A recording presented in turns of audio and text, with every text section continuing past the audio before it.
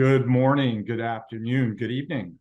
Welcome to Silicon Valley Bank's webinar featuring our just released State of the Markets India report. My name is Andy Tsao. I'm a managing director at SVB and head of our Global Gateway team that is focused on cross-border business with innovation hubs outside of the US. Before we get started, please observe our housekeeping rules. We're going to send all of you a copy of the recording, and you can always ask questions in the Q&A panel. SVB's journey with India goes back for more than 2 decades when we took a delegation of top US VC investors to India for a week of immersion back in 2003. It was shortly thereafter that our friends on Sand Hill Road and elsewhere began to set up dedicated India funds based on the incredible opportunity they saw to build valuable companies.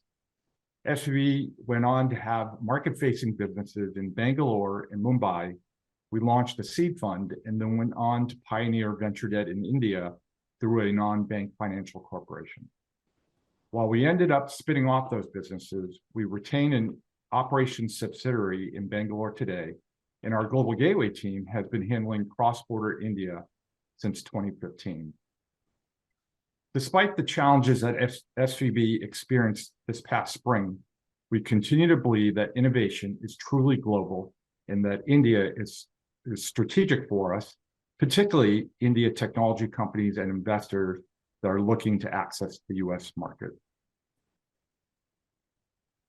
We have seen incredible growth from India in so many respects, but especially in the innovation economy over the past several years. Like the US and the rest of the world, venture capital deployment soared over the pandemic, resulting in a tripling of VC deployment in 2021 to more than $37 billion US, becoming the 3rd largest country for deployment behind the US and China that year. No surprise that in the recent tech correction, deployment has dropped 70% in Q2 this year from the same quarter last year. Despite the drop, Indian and global investors remain bullish on the opportunities to solve major problems at home through technology, while startups built to sell globally, or as they refer to, India for the world, especially in the SaaS sector, are becoming global leaders, amazing companies such as Freshworks. My team, including Ella, who you'll hear from later, has spent a lot of time with Indian founders and VCs over the past few weeks during SaaStr Week and Sesbumi Caravan, TechCrunch Disrupt, all held here in the Bay Area. Founders were undaunted despite the uncertainty in the market, and VCs remain very bullish, perhaps rightfully so, given all of the tailwinds that India has behind it. There's a lot to be excited for India in 2023, as India has the 5th largest economy in the world, and in Q2 retained the title of fastest growing large economy, with GDP expanding 7.8%. Goldman Sachs forecasts that India could become the 2nd largest economy in the world by 2075.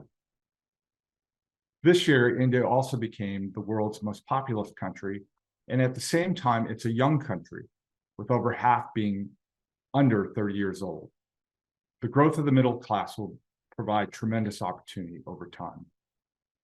Turning back to technology, India has had a fantastic achievement of landing a lunar module, Chandrayaan, on the south side of the moon, the 1st country to land there, and the 4th country to land on the moon at all.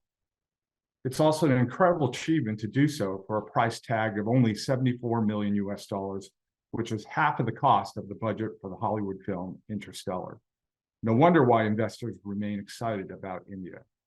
Now I'm going to turn it over to my colleague and author of the report, Liz Cahill, to review the findings. This will be followed by a conversation between our friends, Dave Khare of Lightspeed Ventures, Sanjay Nath of Blume Ventures, and Anita Manwani, president of Thai Silicon Valley, which will be moderated by my teammate and India market lead, Adhanan. Liz, over to you. Thank you so much, Andy, and good morning, good evening, everybody. It's been so exciting to work for the 2nd year in a row on the State of the Markets India. It's really been an incredible journey to do this report. So the first slide I'm going to talk about is to set the stage for the macro environment in which India's venture-backed tech ecosystem sits within. So tech is a pretty big part of India's GDP and has always been since India's economy opened more broadly in the 90s. And one of the most innovative things that has come out of India has been their digital public infrastructure, which has enabled their entire population to have access to things like bank accounts and money transfer. So I wanted to start on this graph up in the top right on UPI, which most of the folks on the call know what UPI is, but for folks that aren't familiar with it, I call it a nationwide Venmo. It's a peer-to-peer or peer-to-merchant way of doing transactions over mobile phones or web. And it's an incredible technology because in India, there's actually a really low credit card penetration rate. Not a lot of folks use credit cards there. So historically, the economy has been very cash-based. And this is hard to track, it's hard to tax, it's not always convenient. So this has really enabled a lot of commerce to happen. And most of this commerce is happening over India-based applications. So you have PhonePe and Paytm taking up, most of the transaction volume. I mean, you also, of course, have global companies like Google in there too, but it's really incredible to see India-based companies facilitating most of these transactions. UPI has been so successful that other countries are adapting it. So India is really leading the world in digital public infrastructure, which is incredible. Foreign direct investment is another metric that many folks watch when it comes to India. This year, it dipped down a bit in 2023, and that has to do with global interest rates being on the rise. This isn't an India-specific issue. This is more of a global issue. So it's been a lot more expensive to do cross-border M&As and other big transactions. It's just been harder to do in a higher interest rate environment. But that's not to say there aren't some incredible commitments being made from global companies to continue to deepen their ties to India. You have the likes of Amazon, Alphabet, Meta, Samsung, Microsoft. A lot of big global tech giants are moving data centers, opening large offices, and moving factories to India. India has really become a much more desirable manufacturing destination over the past several years. One of the factors is geopolitical tension with China, and folks do want to diversify, but also there has been the incredible Make in India campaign, which has created production-linked incentives and improved infrastructure across the country. So some of it's geopolitical, but a lot of it is also the work that India has been doing over the past several years to make it a more favorable environment for manufacturing. Another benefit, of course, is you have India's massive population, and as Andy pointed out, it's a very young population. So this is also great for manufacturing and tech jobs. A lot of big companies see India as a source of talent. And if you're looking at India, I actually got this concept from Blume Ventures, so thank you. Thank you, Sanjay, who's on this call. But dividing India's population into 3 buckets, you have India 1, you have a small upper class that does most of the transactions in business online. It's an 80-20 rule, basically. You have a small middle class, and then you have the rest of India, which does not have that much purchasing power. However, there is a massive amount of internet users, social media users, and with digital infrastructure and other tools, that group is slowly going to get online, have more purchasing power, and be a market that is opening up.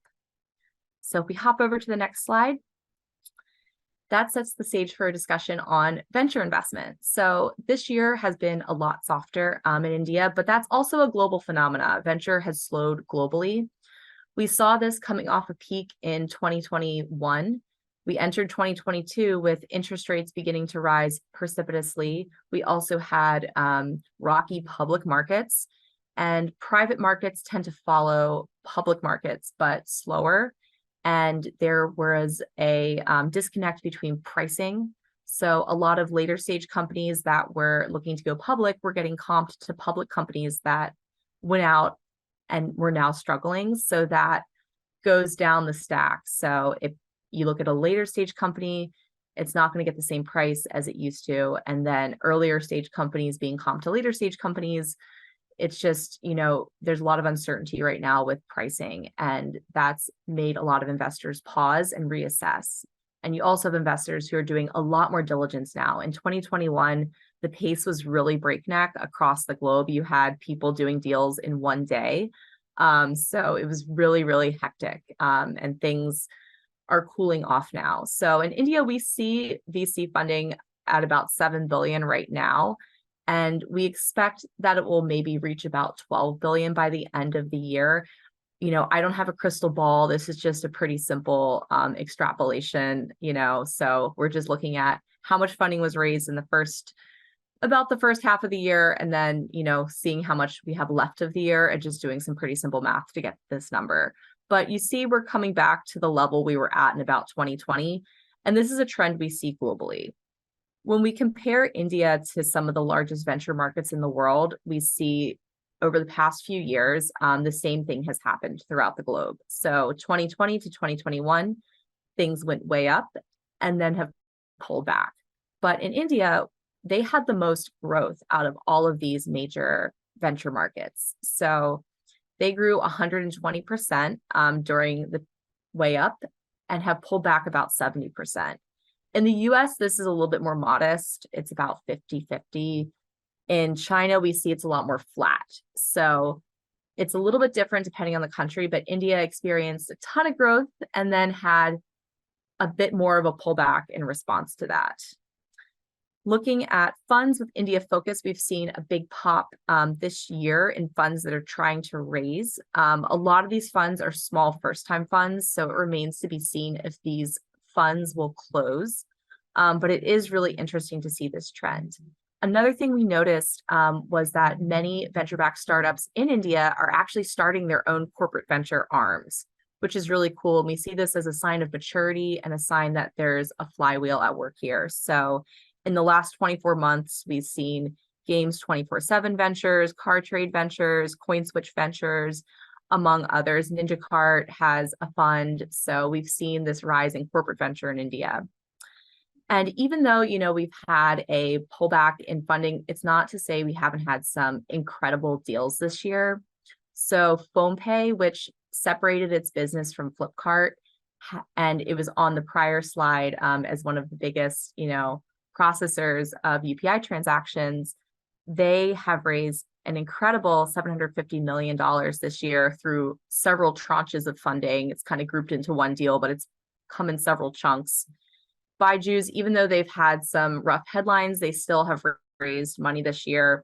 Ola Electric in the climate tech space, having a big deal. Creditbee and Mintify, both fintechs, have raised, and Zepto, our unicorn this year, has also had a deal. It's a consumer startup. So if we hop to the next slide, I'm going to talk about SaaS. We're in an India webinar, so we must talk about SaaS. I'd say looking at this landscape, the two things that I noticed about India SaaS is you have a massive talent pool of very skilled developers. You also have lower costs of starting a business. And you also have this flywheel effect of some of the pioneering India SaaS companies like Zoho and Freshworks.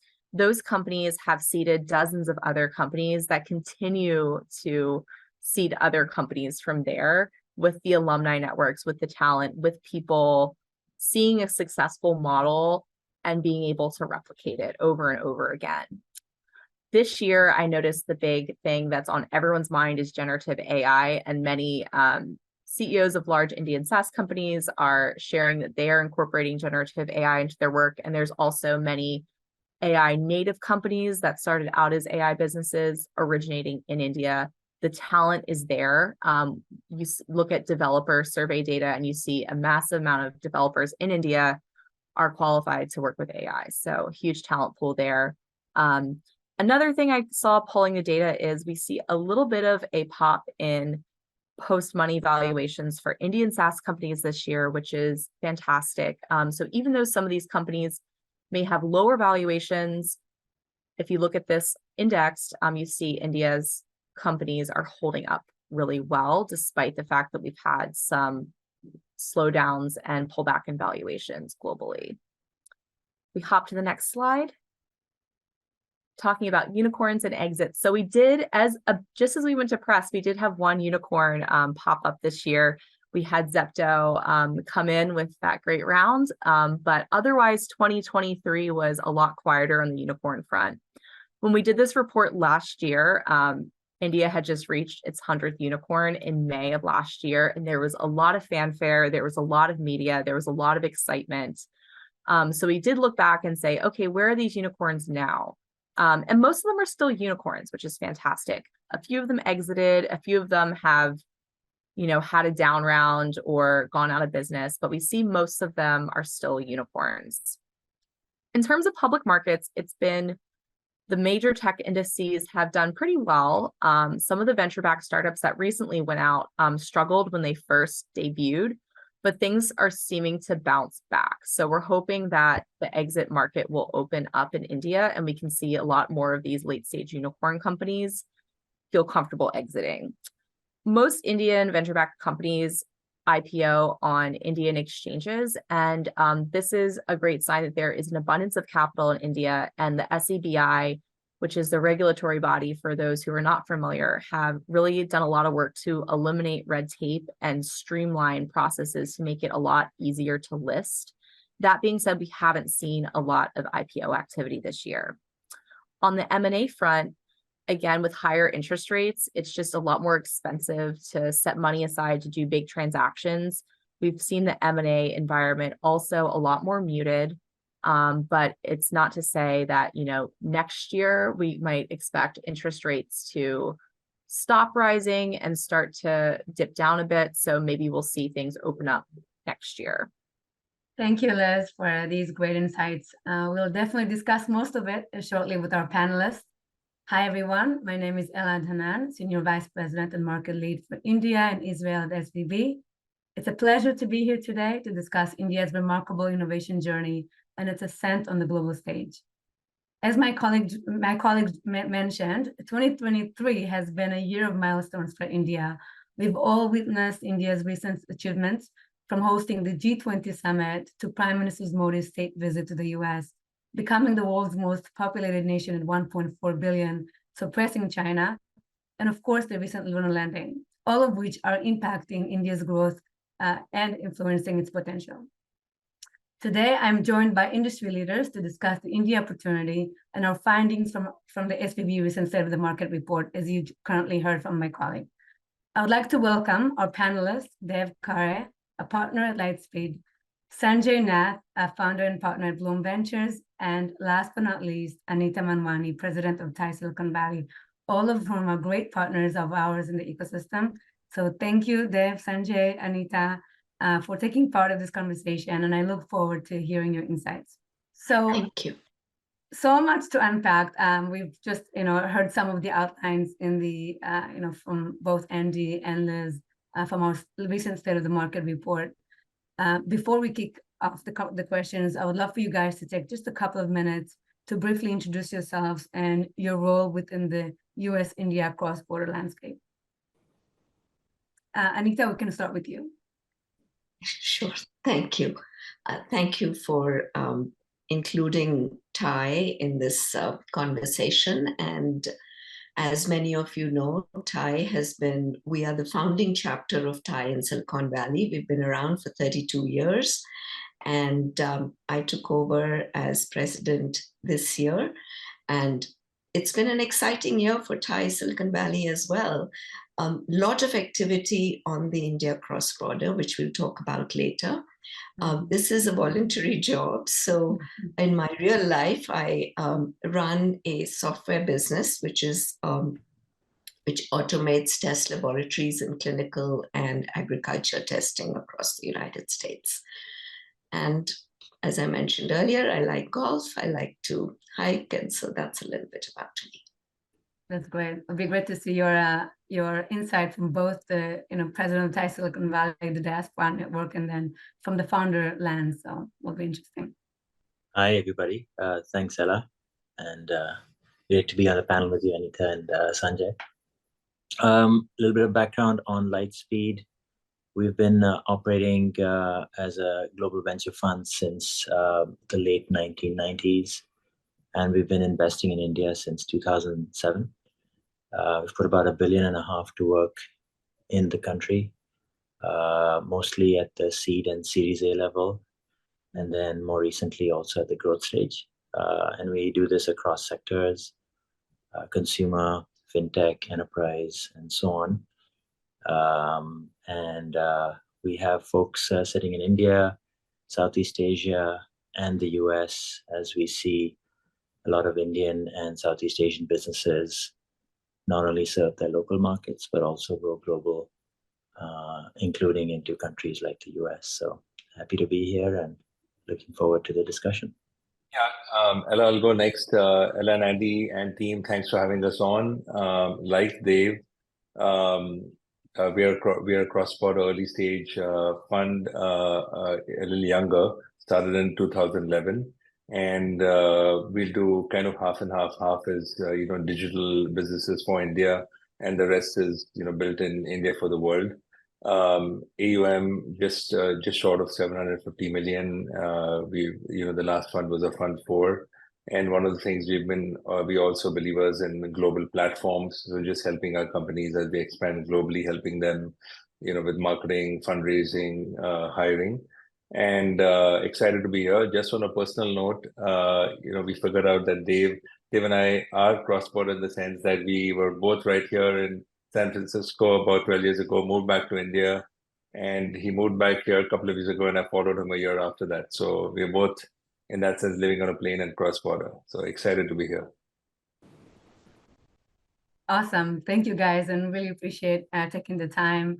I think it's so timely, and we have so much to discuss. But, Andy has mentioned, we've been obviously covering the India market in the last few years. SVB we work with portfolio companies and VCs like yourselves and organizations and the cross-border ecosystem. And we, I'd say I have the privilege to have seen that, India market ascent, growth globally firsthand. So this is happening for the last few years, and more than I do. But recently, the achievements that I've just mentioned, all G20 summit, hosting that, Modi's visiting the US, lunar landing. You guys are demographically changing and being 1.4 billion folks suppressing China.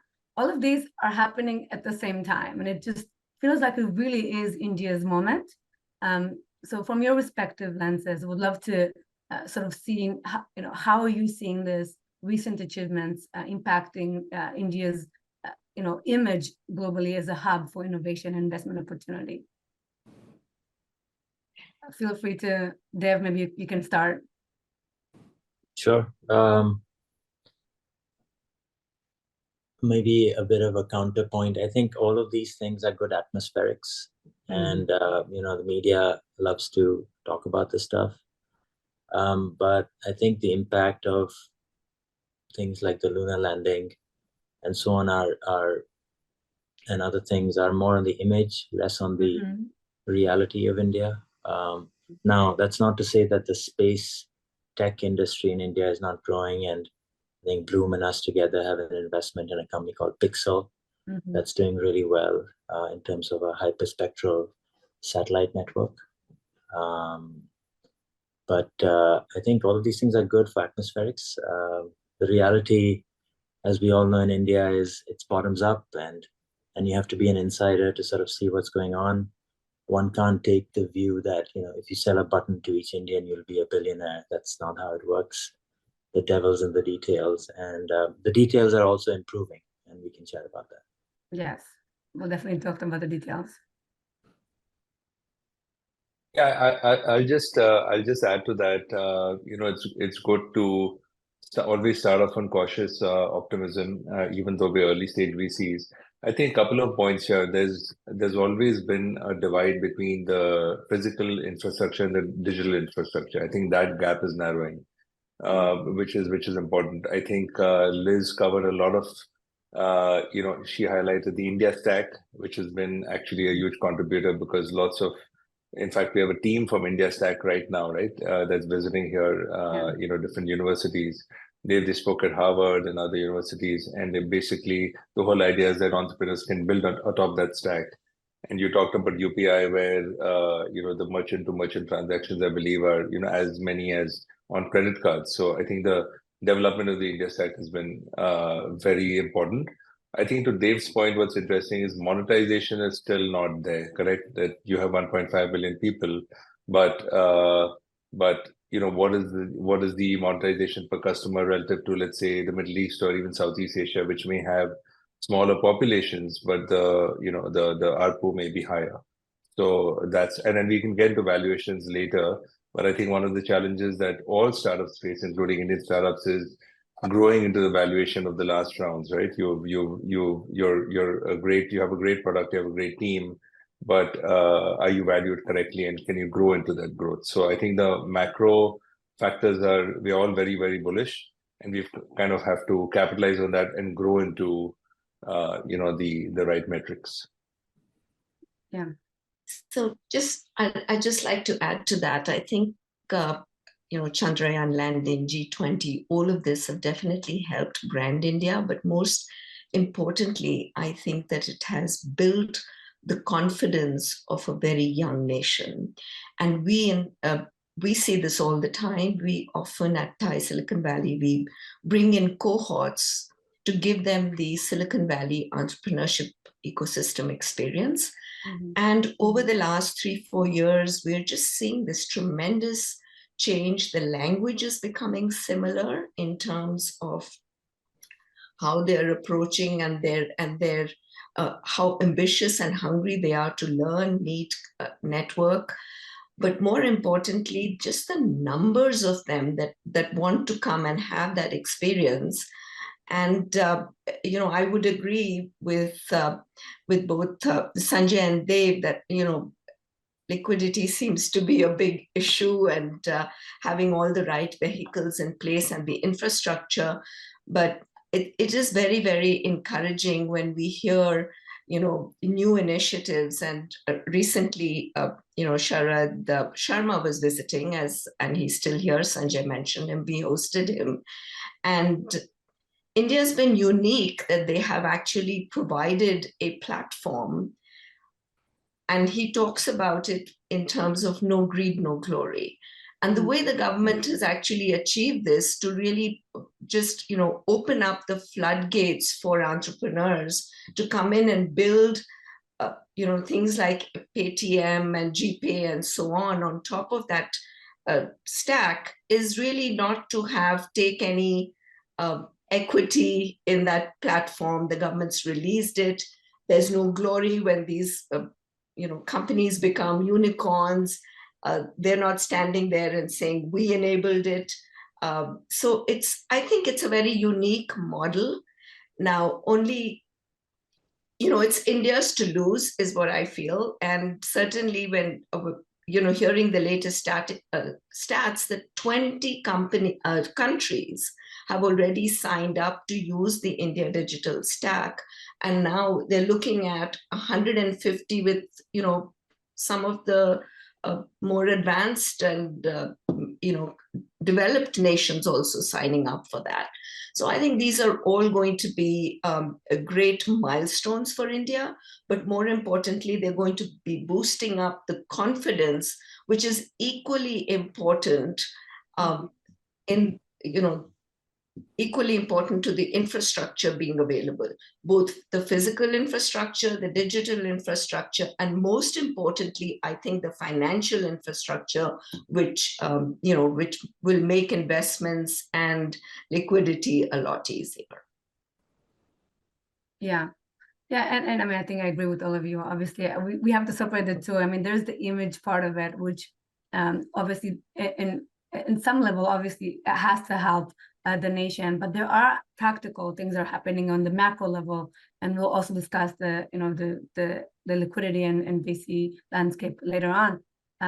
But with UPI, at least the way we've outlined in our report, we're seeing the tremendous effect, not just in India itself, but I believe the NPCI, the payment corporation that was happening in India was outsourced to different countries, right? So now if I'm not mistaken, is the 5th largest payment network behind folks like Visa, WeChat. So this is great impact even beyond India. So I think definitely agree on the stack and UPI opportunity as being the foundation for other ventures and endeavors to sort of build on. While I have you, Anita, maybe we can shift a little bit to the diaspora network. I mentioned, few visits into the US. You obviously head up the Silicon Valley, the Thai Silicon Valley. We were working with few different organizations that are in the Bay and cultivating those cross-border ecosystem have been really influential in recent years, and not just in the US, but globally. But given we are here in the US, would love to hear your thoughts about the diaspora rising influence on that ecosystem, and what are the opportunities you're seeing as India continues to grow? I think that's a great question, because as we sit here, we all feel like we have to pat ourselves on the back that we're making it happen. Yeah, you are all our Indian diaspora, so really. And I'm actually going to say something that's a little contrarian. I don't think it's us. It is the people on the ground, and it is the infrastructure, it is the opening up of policies, and that's making all of this happen. It's great, I think, as a diaspora, those of us who left India, to make a different, to follow a different journey, both education-wise and career-wise in the US and globally.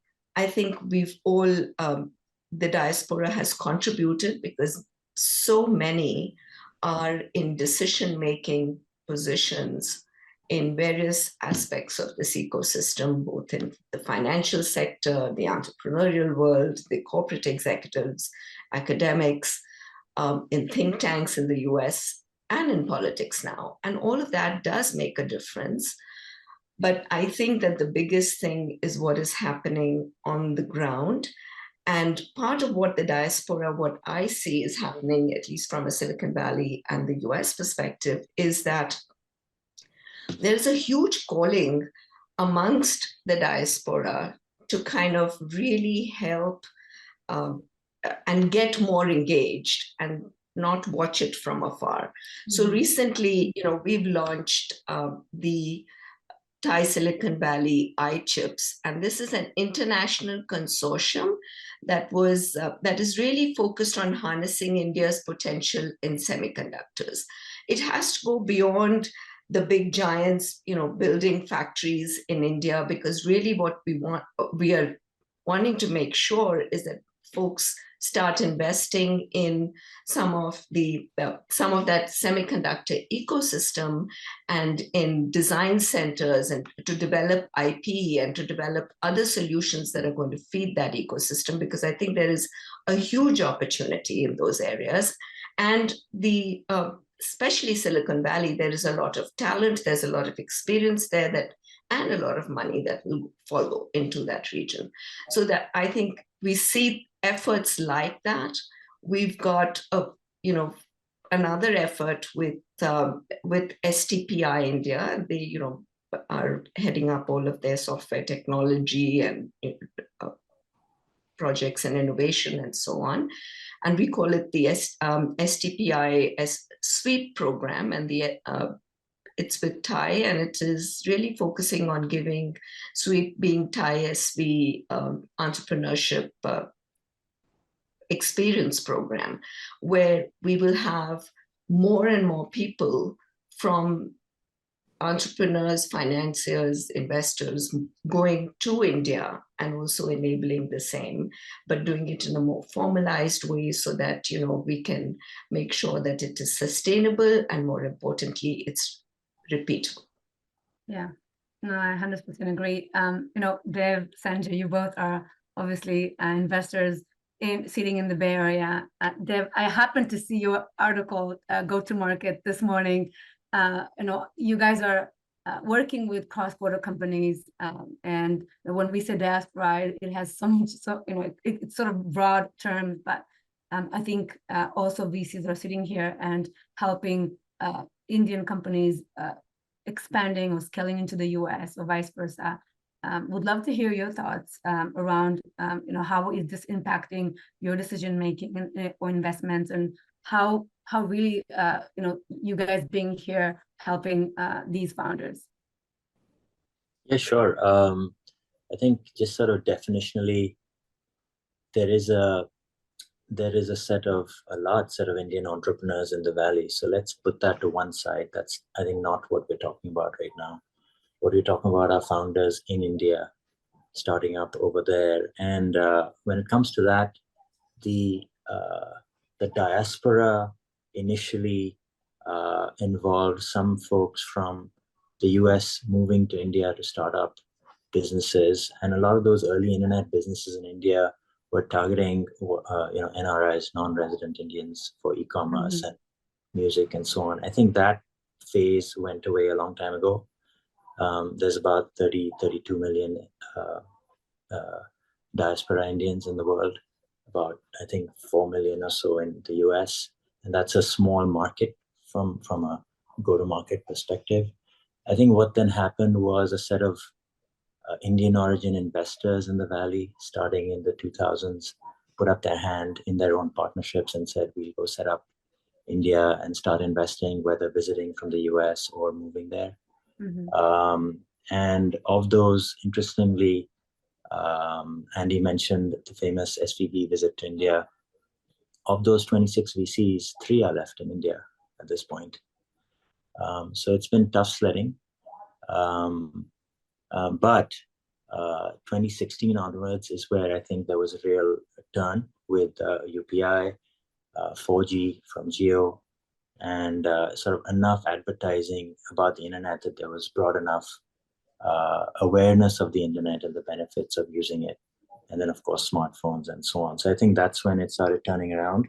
And as of now, I think a lot of the diaspora, especially in the Valley, has turned to, I think, like Anita was mentioning, to advising founders from India in their global go-to-markets, especially in enterprise. But we're starting to see stuff beyond enterprise in cross-border commerce, cross-border fintech, and actually consumer as well. So it's going to be quite exciting the next decade. That first decade was tough, but I think post 2016 and the infrastructure now getting into place, all of us can help companies starting in India grow bigger and faster. Yeah, Ella, I'll add to that. Great points from Anita and Dave. I want to go back to something that Anita talked about. There's digital infrastructure, physical and also financial, which we're all part of. But I think one sea change has been about how it feels to be an Indian entrepreneur today.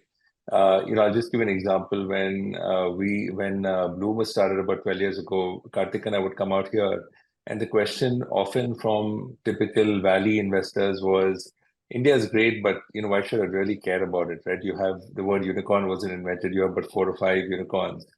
And so that story has shifted from, why should I care about India, to how can I be part of that story? And if you had Indian entrepreneurs visiting 15, 20 years ago, sure, I'll meet them. And today it's, how can I meet them? I heard these founders are coming. I want to host them.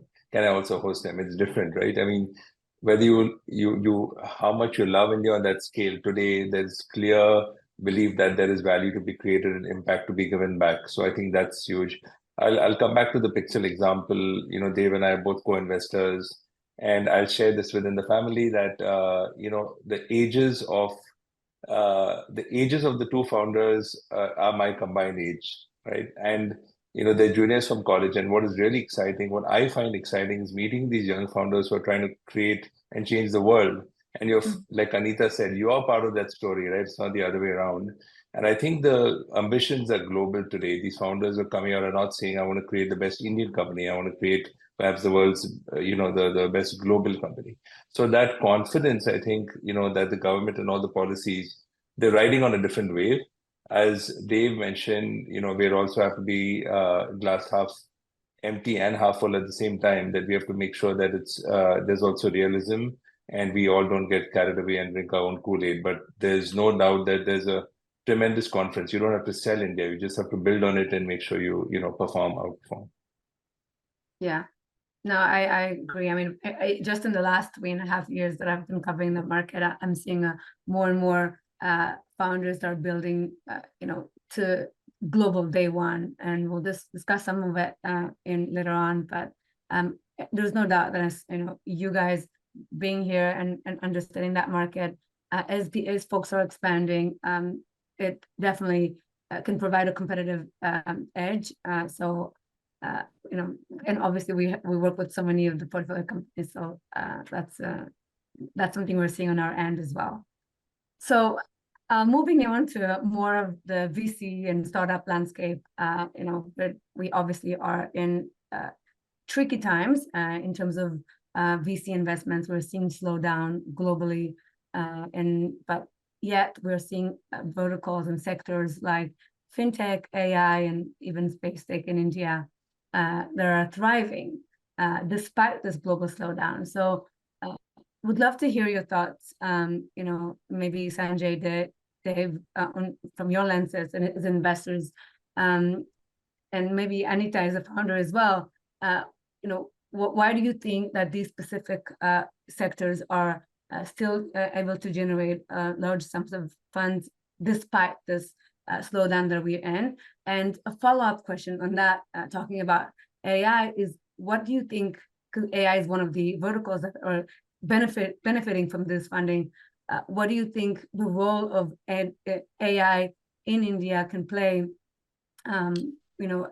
given that most of the platforms are being built in the US? So I think you were asking broadly about SaaS and related sectors. I think 2 points. I think software as a service, as you define it, has typically been more in the application layer innovation. Now we're seeing a lot of digital tools and infrastructure. But I think what's also carrying the wave is that same playbook is being applied to what you could call, manufacturing as a service or robotics as a service. I'll just give you a couple of examples, or even space tech SaaS. We'd already talked about Pixel. We have a company called Ethereal Machines, which does manufacturing as a service. We've got a couple of autonomous ground vehicles sort of platforms. And all of those are able to leverage, the talent pool in India, but I think new wave is also going to come from different variants of software as a service. And I think that's very interesting because that has a more compelling not more compelling, but a different tech moat, where it is not just necessarily labor arbitrage, but it's also, there's a different level of IP. I think that's one aspect. And the second part you asked about SaaS and the AI. I was AI. Yeah, India's role in AI globally, given most of the platforms are currently being in the US. Absolutely.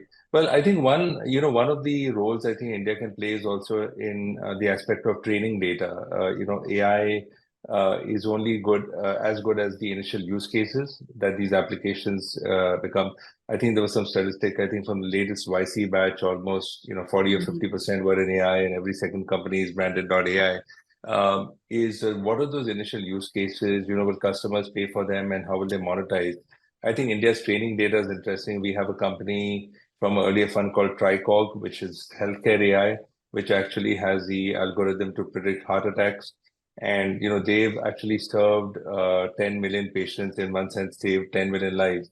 So I think training data, the volume of the data, if we can leverage India's population and train that AI. But I will also say that we're very, very early days, and a lot of that locus is still happening in the valley. So that is an element. They was talking about founder operators here, where Indian startups can and should collaborate, with technical experts here who are learning that and building that in larger companies, who can serve as advisors and help them develop those modules and models.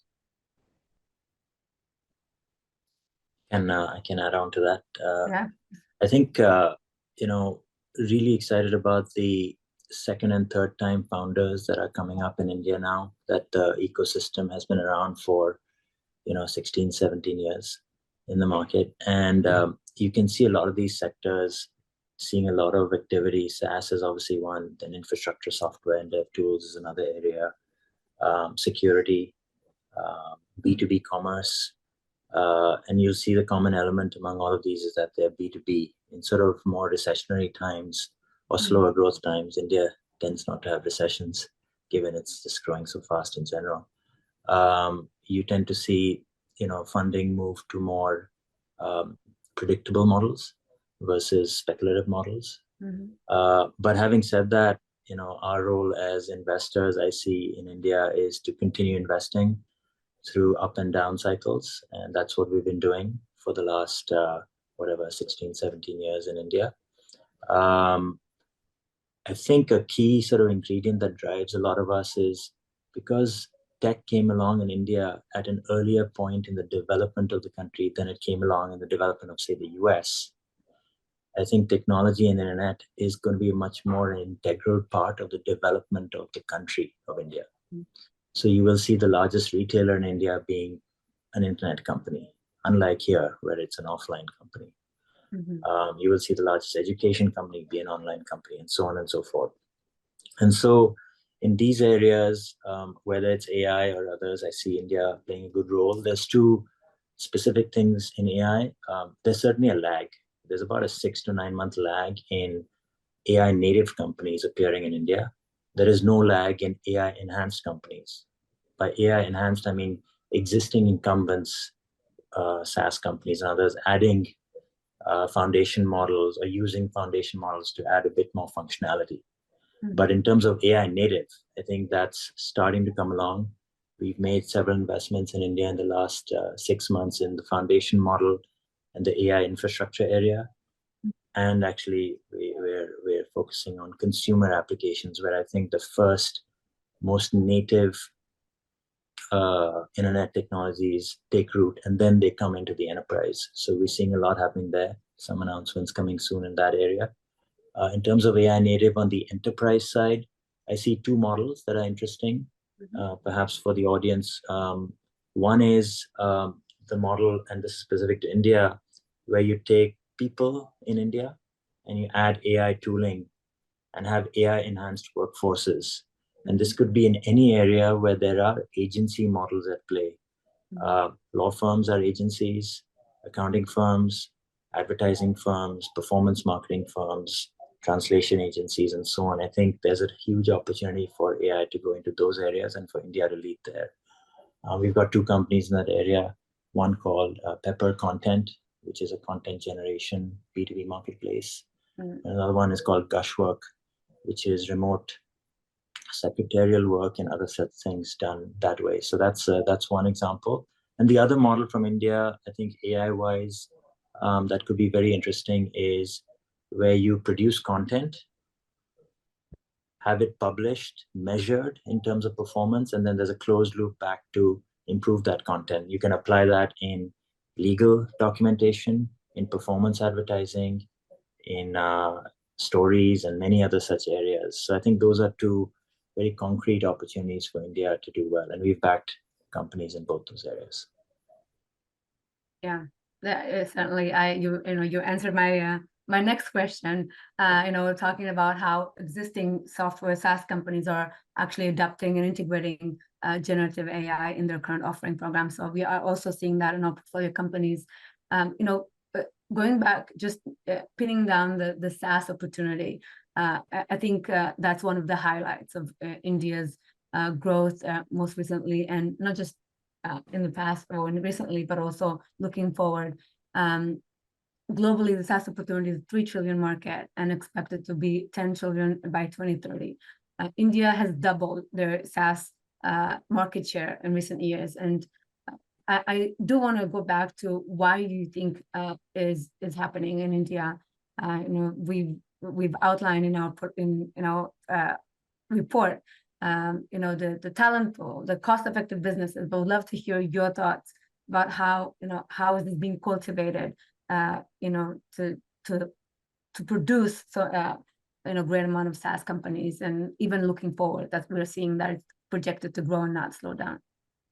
Go ahead, Dave. I'll add to that.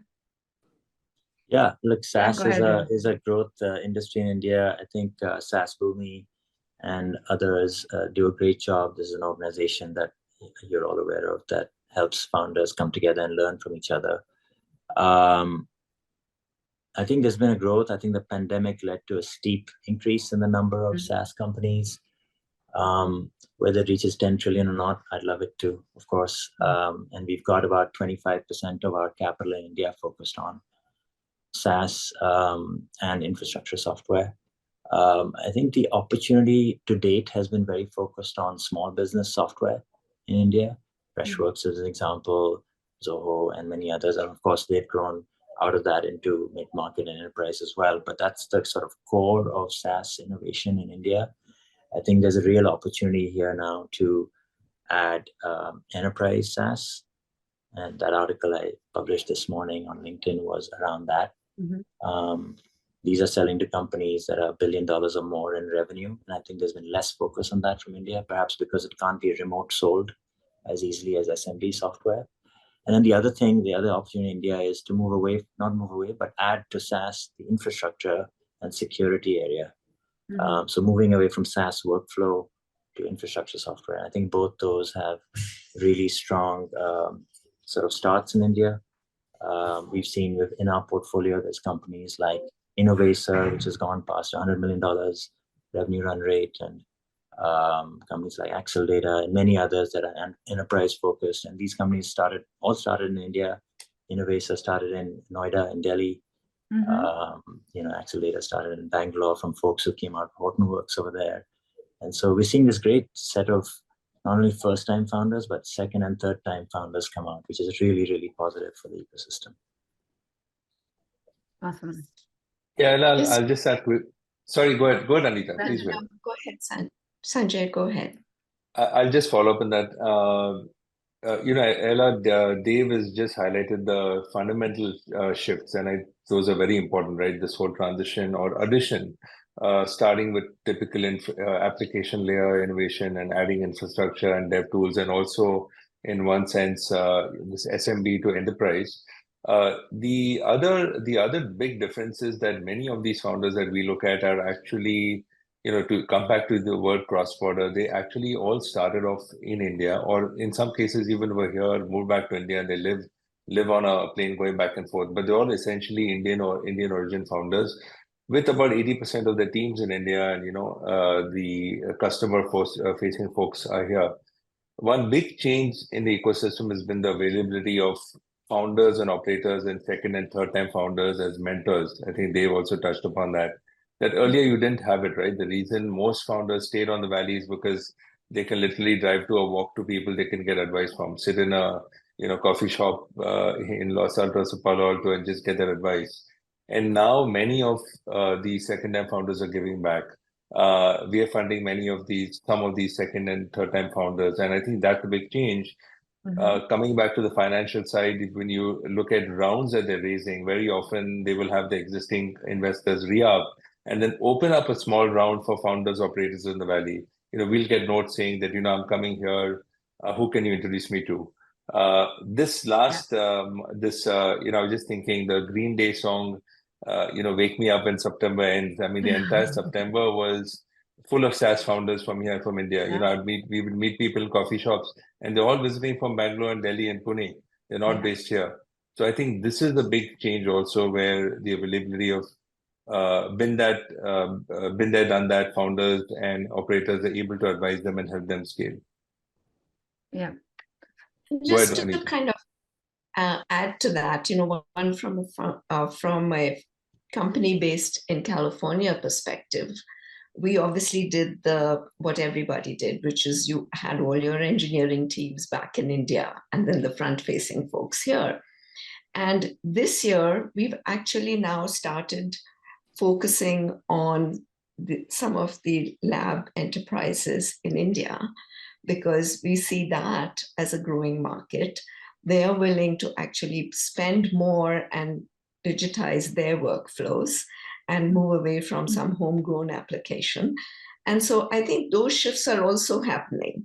And from a Thai perspective, we see many non-Indian investors and entrepreneurs who are interested in exploring the markets in India. So we're going to see more of that, I think, because everyone is seeing the huge opportunity.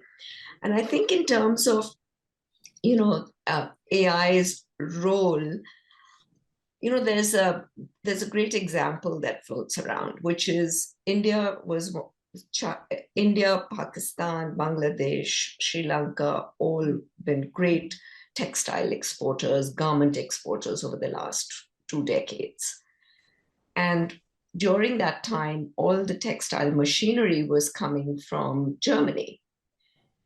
And then what China did was actually invest a lot in textile machinery. So these 4 countries continued to dominate the textile export markets globally, but they combined money that was made in the exports of those goods produced versus what China was making in selling machinery to those 4 countries was like 3x. And I think that the example here is more towards the AI. When will India get ready to go into the foundation? At the end, all of the technology and the LLMs and everything's being produced here. And everyone is focused on, everyone has a .ai now, an existing company. And so there is an element of AI that is being introduced. But for India to truly be a player and for the companies to truly make a lot of money here, it would be to have more of those foundation layers that Dave was mentioning. If I could just add on that, Anita's point, as Lightspeed, we invest in all these geographies. We have a fundamental view that each geopolitical bloc in the world will want to have their own, not only chip industries, but also foundation models. And so as Lightspeed, we've invested in Mistral foundation model out of Europe, Western Europe. And we are just completing an investment in one such company in India. So I don't think the game is anywhere near past the first innings of, yes, a lot of these models are coming out of the US, but India is going to absolutely do well there. So is Europe, and so are other countries. And so I think there's such a fundamental technology that India will have its own foundation models. Yeah. So we are literally 2 minutes away. So I'm gonna keep it with you, Dave. Before I wrap up, it's literally 2 minutes. If you can give me 1 minute projection of, obviously we don't have crystal ball. Would love to hear, our audience want to hear. When can we anticipate VC resurgence and deployment in India right now? We are in tricky times, but when can we look forward to more positive times in the VC space?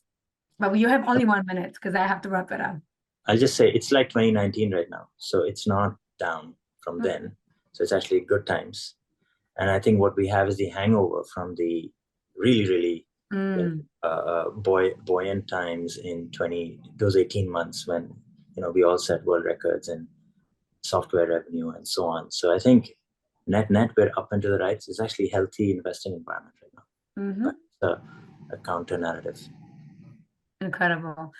We are literally 1 minute away, but I have to wrap this up, and I'm gonna wrap it up with the positive notion of we are in good times, and it's all about perspective given what we've had in 2 years ago. So thank you guys, Anita, Dave, Sanjay. I really appreciate your participation and look forward to working with you more.